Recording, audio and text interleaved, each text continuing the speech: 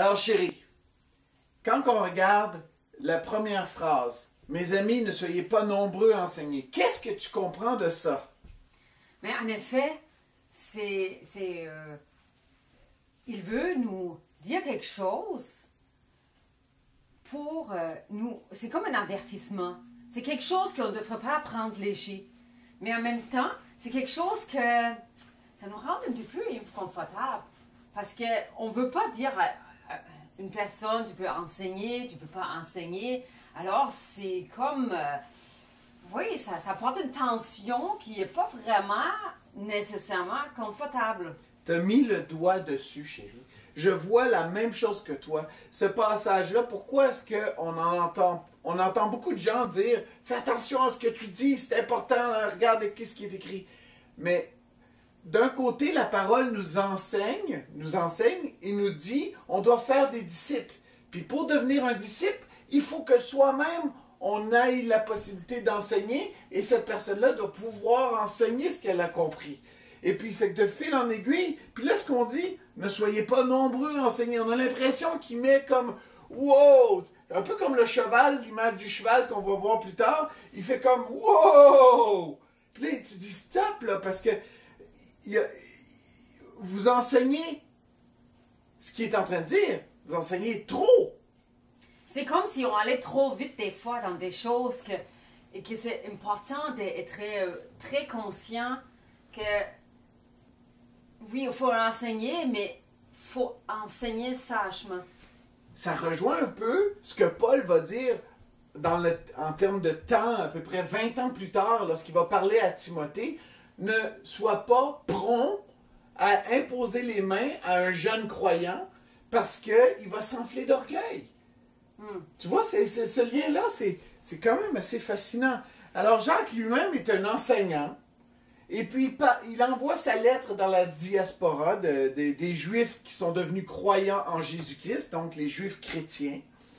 Et puis, ce qui est fascinant, il leur dit, écoutez, d'après moi, il a dû entendre des retours qu'il y en a un qui s'est mis à enseigner, puis là, il a dit, ah, je suis pas d'accord, blablabla. Fait que nous, en tant que pasteurs, enseignants, dans l'Église d'aujourd'hui, le dilemme qu'on a, c'est qu'on dit aux gens, ben regardez, là, il y a du monde dans l'Église qui s'élève, puis qui raconte n'importe quoi, et puis après ça, quand on adresse ce sujet-là, ben ces gens-là se sentent agressés par nos paroles. Ils disent, hey, dans ta prêche, là, tu parlais de moi. Mais ça m'a fait penser un peu de la situation qu'on attendait dernièrement, là. Tu te rappelles, à l'école, il disait, hey, les parents devraient commencer à enseigner à nos enfants. Et là, il y avait des gens qui disaient, ben, voyons non, ouais, pourquoi pas, c'est une bonne idée. Puis il y en a d'autres qui disaient, wow, c'est épouvantable, là. On va pas mettre des enfants, des parents ignorants enseigner aux enfants. Et on peut comprendre les deux côtés. Eh oui, sauf que c'est pas tous les parents qui sont ignorants, donc il y a des parents qui en savent. Oui, le rôle des parents, ça apporte très bien des choses aux enfants et ouais. Fait que, mais quand on regarde un peu ce passage-là, on voit un peu, on continue, hein, parce qu'on peut s'arrêter, on peut parler longtemps de ça. Car chacun de nous commet des fautes et de bien des manières. Celui qui ne commet jamais de faute dans ses paroles est un homme parvenu à l'état d'adulte, capable de maîtriser aussi son corps tout entier. Ben là, il met cette tension directe là en pleine face, parce que l'enseignant il est confronté au fait que ce qu'il enseigne, il va avoir à en rendre compte devant Dieu. Mais en plus de ça, l'enseignant, il y a la nécessité d'être parfait. Ouais. Et puis c'est justement ce que les gens demandent aux enseignants. Ils leur demandent, ben toi, tes enfants doivent être parfaits, tout ce que tu fais doit être parfait. Mm-hmm. En même temps, il nous dit en haut que nous commettons des fautes de bien des manières, alors il ne s'exclut pas. Alors il dit, moi-même, je fais des fautes, mais en même temps, je suis responsable des choses que j'enseigne. Tout à fait. c'est vraiment fascinant. Puis ce qui est fascinant aussi, c'est de voir que il est capable de maîtriser aussi son corps tout entier. Et puis là, il ouvre la porte au sujet qu'il va parler. Tout entier, ça inclut la langue. Puis je pense que c'est le but principal. Il y a des gens qui ne savent pas tenir leur langue. Puis je crois qu'un des plus beaux attributs qu'on peut reconnaître aux gens, c'est d'être capable de tenir leur langue. Continuons, OK? Voilà. Bon. Quand nous mettons un mort dans la bouche des chevaux pour qu'ils nous obéissent, nous dirigeons aussi tout leur corps. Je m'arrête là parce que on parlait avec Mario mercredi soir.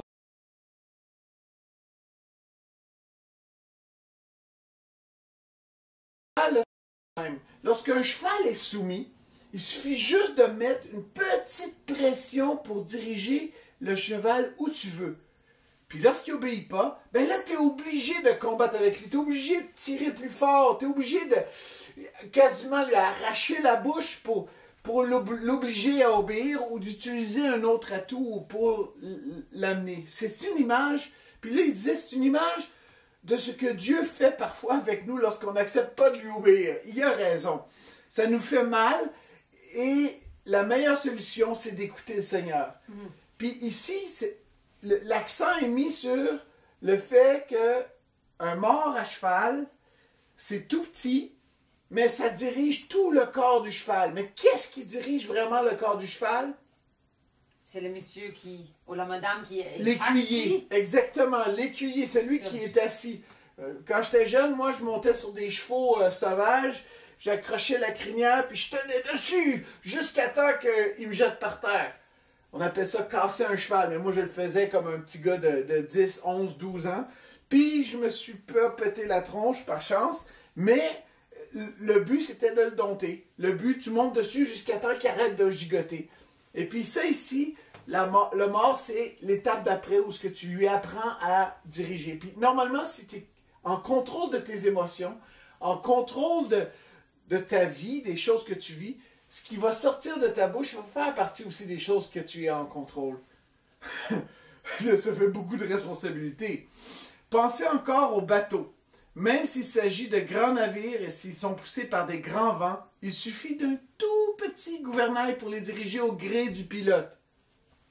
Même chose, le petit gouvernail, il est tout petit, mais c'est le pilote qui est en haut, qui tient la roue, puis qui va décider dans quelle direction va aller le bateau. Alors, c'est le pilote, en effet, qui va décider si on va directement vers notre destination ou si on va faire des zigzags sur l'eau.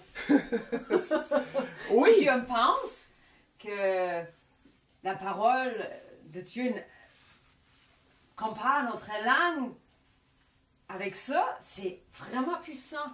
Ben, sais-tu que t'as raison? Regarde ça. La parole de Dieu, c'est comme une map. Ouais.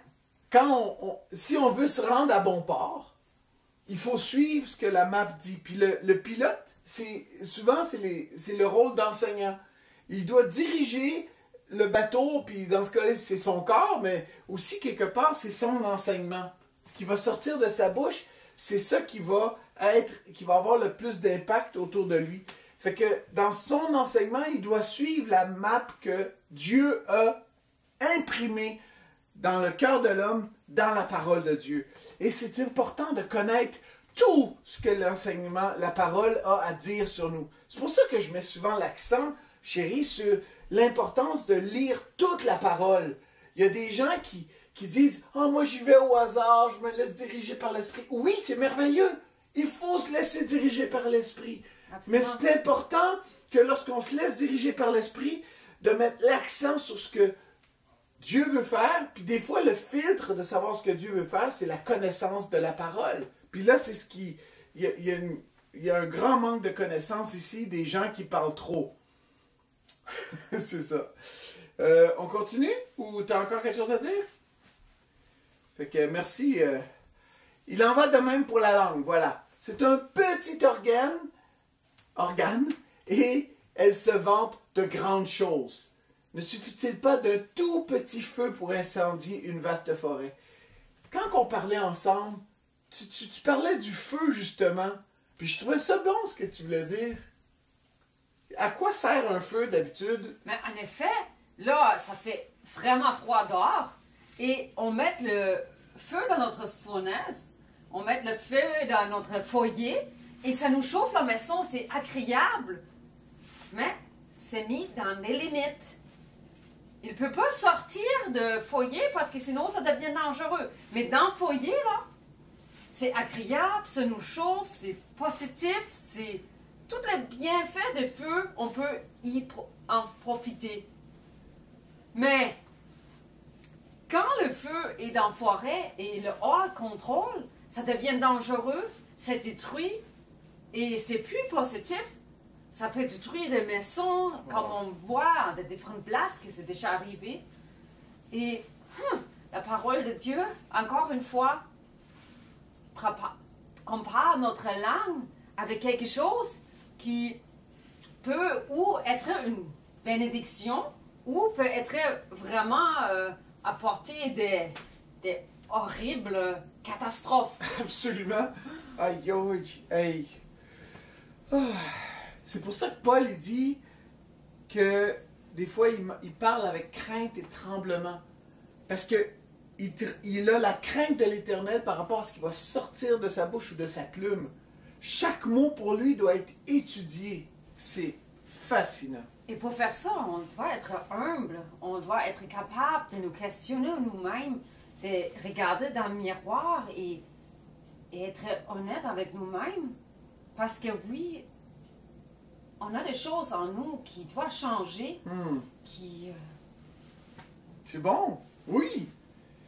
Et puis ça continue. Regardez ça. Elle est là, parmi les autres organes de notre corps, et contamine notre être tout entier. Allumée au feu de l'enfer, elle enflamme toute notre existence. Le seul autre personnage dans la Bible, dans le Nouveau Testament, qui parle de l'enfer, du mot qui est là, c'est GN, c'est vraiment Jésus. Fait que Jésus et lui ont, si tu veux, la même source d'information par rapport à ce mot-là. Puis quand on regardait, on parle de l'enfer, ça situait la GN, Gehenna, ça se situe au sud et à l'ouest de la ville de Jérusalem. Donc, c'est les Judéens qui connaissent bien cette région-là. Et puis, ce qui est vraiment intéressant, c'est que c'est un endroit où on mettait les poubelles, on allait mettre c'était un endroit qui était épeurant et les gens ne voulaient pas y aller parce que c'était rempli d'impuretés. Fait que... Et j'imagine que ça puait. Si on mettait les corps morts là, les choses... Fait que c'était pas un endroit très agréable à aller. Continuons encore. L'homme est capable de dompter toutes sortes de bêtes sauvages, d'oiseaux, de reptiles, d'animaux marins, et il les a effectivement domptés. Mais la langue, aucun homme ne peut la dompter. C'est un fléau impossible à maîtriser. Elle est pleine d'un venin mortel. Wow! Sais-tu quoi? J'ai jamais réussi. Je suis pas très bon pour dompter les animaux. Avec un chien, on y est arrivé. Un chat arrive à faire quelque chose. Mais là, il dit... Les oiseaux, oui, un faucon, tu peux le dompter avec de la bouffe. Des reptiles. Mais il y a des gens qui arrivent à prendre des serpents puis à les faire faire des pirouettes puis tout ça. Des animaux marins. Alors, moi, je dirais, c'est possible, mais c'est dur. Oui, moi j'aurais aimé ça qu'ils disent un chien, un cheval. Mais là, il y a oiseaux, reptiles, animaux marins, c'est genre... Hey, moi... On est capable de le faire, mais peut-être pas tout le monde. Puis il a pas pris les plus faciles. Fait non, vraiment là. Et il dit, même eux, c'est plus facile que de dompter ma langue.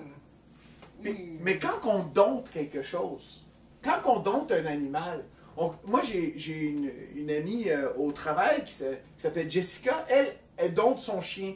Puis au fur et à mesure, elle commence avec des petites choses. Puis nous, on a déjà eu un chien Mira. Puis il nous apprenait, lorsqu'on domptait le chien, on nous apprenait à lui apprendre des choses particulières. On l'appelait Namour. Et puis Namour, elle, était très excitée. Mais il fallait lui apprendre à avoir des limites. Et puis ça, c'était fascinant. Sauf que le problème, c'est que de nos jours, au nom de la liberté d'expression, on ne donne plus de limites à notre langue. On dit n'importe quoi et on s'accorde aussi une prestance que seuls les médias sociaux nous donnent, par exemple. Oui, c'est facile de... Oui, mais je vais exprimer qu'est-ce que j'ai sur mon cœur. Oui, je dois le dire, c'est important que je m'exprime. Mais ici, la Bible nous encourage d'une autre chose. Et c'est quelque chose qu'on ne veut pas nécessairement attendre. C'est pas nécessairement facile à écouter. Et c'est pas nécessairement facile à y parler. Parce qu'en même temps, c'est quelque chose qui est difficile. Personnellement, ça m'est déjà arrivé, chérie, de te blesser avec ma langue. Je t'ai fait mal, je t'ai déjà dit des choses méchantes. Puis, après avoir fait ces choses-là, après avoir dit ces choses-là, je me sentais toujours très mal. Puis, mais le problème, c'est que souvent, c'est mon orgueil qui rentre. Et puis là, je rentre à la maison, puis où je fais mes choses, puis des fois, Dieu il me reprend. Il me dit, va voir ta femme. Va lui demander pardon. Puis je pense que c'est là où Jacques veut nous amener. Il veut nous amener à avoir une attitude humble. Reconnaître qu'on n'est pas parfait. Puis à partir du moment qu'on reconnaît qu'on n'est pas parfait, reconnaître aussi que nos actions, et surtout ici le contexte, nos paroles, ce sont des choses que Dieu veut mettre en bride. Il veut que ce soit limité par sa parole. Oui, et comme ça dit dans le prochain verset, on loue Dieu avec notre bouche. Et en même temps, on dit des choses méchantes autour de nous des fois. Peut-être des fois, c'est pas si méchant que ça. Mais des fois, c'est mettre un doute sur quelque chose.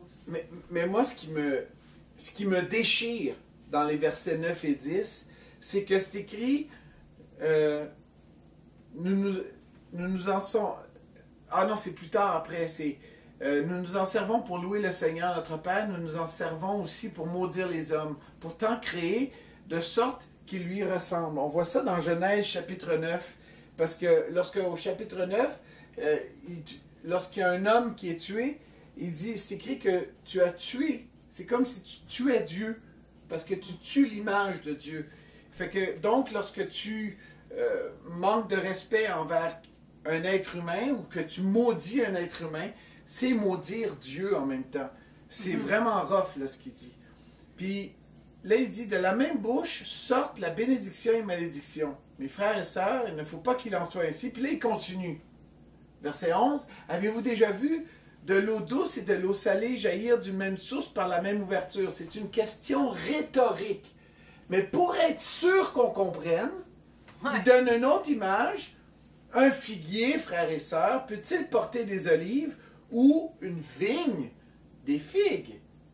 Et la réponse aux deux, c'est non. C'est une question rhétorique. Donc, ça veut dire que la réponse est non. Puis il finit, puis là il dit, ok, vous avez peut-être pas compris ce que je veux dire, mais une source salée ne peut pas non plus donner de l'eau douce. Donc ce qui sort de ta bouche, si c'est de la malédiction, tu peux pas dans le même jet faire ressortir de la bénédiction. Et puis ce qu'il veut dire par là, c'est que on est dans ce combat intérieur. Et puis moi je pense que le message de Jacques s'est dit, hey, écoutez enseignant, c'est important que votre connaissance, ce que vous enseignez, ça soit transmis d'une façon tellement profonde et merveilleuse, basée sur la parole de Dieu. En même temps, il nous dit, hey, on fait ça tout le monde. On dit des choses qui sont de bénédiction et on dit des choses qui ne sont pas de bénédiction. Des fois, on ne le voit pas si grave. Des fois, on n'est pas peut-être conscient de nos mots. Mais ici, la parole de Dieu veut nous vraiment mettre au défi de nous questionner nous-mêmes. C'est comme regarder dans le miroir. Et des fois, on n'est pas conscient. Il y a quelques temps, il avait un problème avec le fournaise. Et moi, je travaillais un petit peu sur le fournaise. Je nettoyais des choses. Et quand je finissais, les gens autour de moi riaient de moi. Et je ne savais pas pourquoi. Mais vous savez quoi? Toute ma face est devenue noire parce que la poussière n'était pas tout dans ma face et j'avais l'air tellement bizarre. On riait pas de toi, chérie. On riait de... Il riait parce que mon image, ma face, elle est tellement salie. Mais moi-même, je ne me rendais pas compte. Ouais. Et pour me rendre compte, j'étais obligée d'aller dans la salle de bain, de regarder dans le miroir. Et quand je regardais dans le miroir, j'étais confrontée avec la réalité que ma face était toute sale. Et la parole de Dieu, je pense, elle nous encourage aussi de nous regarder, de faire attention à ce qui sort de notre bouche.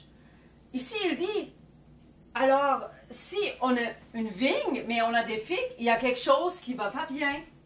Et des fois, on doit s'arrêter et on doit se rendre conscient, qu'est-ce qui sort de notre bouche? C'est quoi qu'est-ce qui sort là? Est-ce que c'est bon? Est-ce que c'est pas bon? Et quand c'est pas bon, là, c'est pas le fin du monde. Mais on doit être quand même conscient. OK, là, qu'est-ce que je dis? C'était pas bon. J'ai pris une mauvaise direction. Et quand on prend de mauvaises directions, faut corriger. C'est ça qui est important. En fait, la maturité nécessite aussi le contrôle de ce qui sort de notre bouche. Donc, la maturité en Jésus, c'est vraiment pouvoir contrôler nos paroles. Et heureusement que Jean, beaucoup plus tard, a écrit la première lettre de Jean et dit celui qui dit qu'il ne pêche pas est un menteur. Mais la mesure de ça, c'est si tu es chrétien, tu vis en Jésus, ben tu pêches pas. Mais quand tu pêches, tu dois avoir l'humilité et de reconnaître que tu as péché, puis de venir devant Dieu, de venir devant les hommes contre qui tu as péché et demander pardon. Ouais. Il y a aussi une chose qui est importante, et Raymond nous parlait beaucoup de ça aussi, mercredi soir, c'est les choses qui sortent de notre bouche, il vient de notre cœur. Ouais. Et pour Dieu, notre cœur est si important. À quelque part, c'est si on écoute nos propres paroles, des fois ça va nous aider comment notre cœur voit. Dans quel état notre cœur est. Parce que des fois, c'est difficile de savoir mon cœur, moi je suis où et comment. Des fois, c'est difficile de nous évaluer nous-mêmes. Mais là, il nous donne aussi une clé comment de savoir comment notre cœur voit, comment notre cœur, à quel état notre cœur est. Merci chérie. Alors, maintenant au bout du compte, là, ça veut dire quoi tout ça? Ça veut dire quoi pour nous aujourd'hui? Pour nous aujourd'hui, ça veut dire que personnellement, moi en tant qu'enseignant, je suis tenu responsable des paroles qui sortent de ma bouche. Et quand je donne la parole à quelqu'un en tant que leader de l'Église pour enseigner, cette personne-là devient imputable aux paroles qui sortent et les enseignements qui sortent de sa bouche. C'est important alors que si elle le fait au nom de l'Église, que moi je puisse aussi soutenir ce qu'elle enseigne. Il y a des choses qui sont primordiales dans le corps du Christ. Par exemple, Jésus reviendra. Jésus va venir chercher son Église. Ça, c'est des enseignements, là, il n'y a personne qui peut en diverger. Est-ce que Jésus est mort à la croix? Oui. Il a été ressuscité? Oui. Il est ressuscité. Après le 3e jour, il a envoyé son Saint-Esprit, puis 40 jours plus tard, il a envoyé le Saint-Esprit, excusez-moi, à la Pentecôte. Oui, mais une chose est sûre, ça, c'est des enseignements qui sont coulés dans le béton et qui doivent toujours faire partie de la vie d'un croyant. Et lorsqu'on décide de diffamer, ça veut dire qu'on dit quelque chose de mal d'un enseignant parce qu'on dit que ce qu'il dit n'est pas biblique. Ben, on doit être prêt à le confronter en personne. Dire, hey, tu dis ça par la parole, ou d'où tu viens? C'est pour ça que on fait les Béréens le mercredi soir. C'est un moment où tout le monde a l'opportunité de dire son avis sur la parole qu'on est en train d'interpréter pour aujourd'hui. Et en effet, c'est aussi la façon on peut apprendre. Souvent dans la conversation avec quelqu'un, on voit un autre point de vue. Et oui, des fois, peut-être on n'est pas d'accord, mais au moins ça nous fait réfléchir. De dire, OK, moi je voyais ça comme ça. Et lui, il voit ça différent que moi. Et des fois, dans les reflets, ça peut élargir notre vue des choses. Oui, il y a aussi, la Bible nous parle aussi de mauvais enseignements, des choses qui ne sont pas vraies, qui ne sont pas correctes. Ça, c'est notre thème qu'on ne va pas rentrer dedans. Mais qu'est-ce que je peux apporter pour moi aujourd'hui? C'est faut faire attention de ce qu'on dit. Faut faire attention des paroles qui sortent. Faut prendre soin de notre cœur. Dans Matthieu 15, c'est écrit « Ce qui rend un homme impur, ce n'est pas ce qui entre dans sa bouche, mais ce qui en sort. » Et la personne qui dit ça, c'est Jésus. Maintenant, ma question je vous la retourne à vous, chers collègues, chers amis, chers croyants en Jésus. Et ceux qui ne croient pas en Jésus, vous avez l'opportunité de vous tourner vers celui qui fait vivre. Le feu qui sort de ta bouche, est-ce que c'est un feu qui embrase une forêt, qui met le feu partout, ou bien c'est un feu qui est sous contrôle, qui vient réchauffer? Le bateau qui va au gré des vents, est-ce que c'est un bateau qui a une destination précise, ou bien c'est un bateau qui se laisse diriger par ses émotions parce qu'il a envie d'aller dans telle direction? Oh, on va aller de ce bord-là. Et les fruits de notre arbre, est-ce qu'ils correspondent aux fruits d'un enfant de Dieu? Voilà les questions qu'on doit se poser. Puis je pense que je vais vous laisser sur une question. Puis ça, c'est à vous, chers collègues, chers amis, chers frères, chères sœurs, de dealer avec ça pour vous. Je vous laisse avec une tension qui est à vous, entre vos mains. Merci beaucoup. On va prier pour vous maintenant.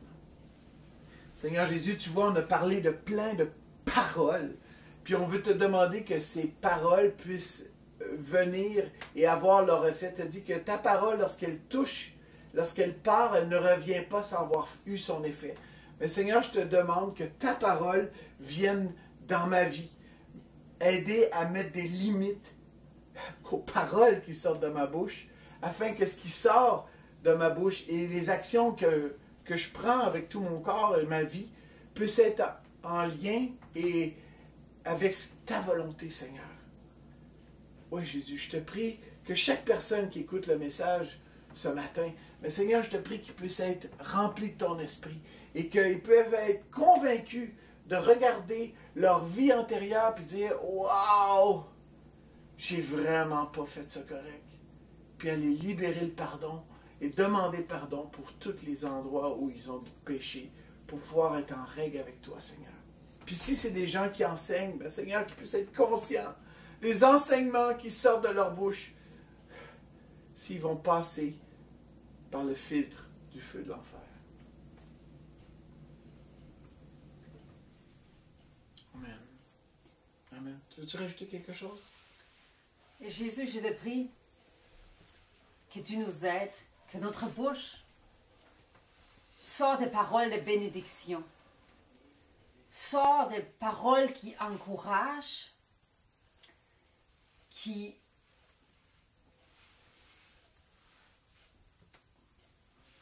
élargir nos tentes, des paroles qui sont bien pour les autres. Montre-nous l'impact de nos paroles. Aide-nous à être sages. Amen. Amen. Rappelez-vous, cette semaine, on a l'opportunité d'utiliser nos paroles pour bénir. ou pour maudire. Que lorsque vous parlez d'un frère ou d'une sœur, ce soit des paroles de bénédiction. Et lorsque vous parlez aux frères et aux sœurs, ce soit des paroles de bénédiction. Et bien sûr, avec vos voisins, vos enfants, avec tout le monde autour. Oui. Au revoir tout le monde. Et bon dimanche. Et rappelez-vous, mercredi soir, on se réunit à 8h15 avec Génération Unité pour prier pour notre région. Vous pouvez bien sûr tous les soirs à 20h15 vous réunir avec Génération Unité, mais mercredi soir, c'est spécialement pour la région Gaspésie, Bas-Saint-Laurent. On va être une belle gang pour prier pour notre région. Joignez-vous à nous. Que le Seigneur vous bénisse. Au revoir.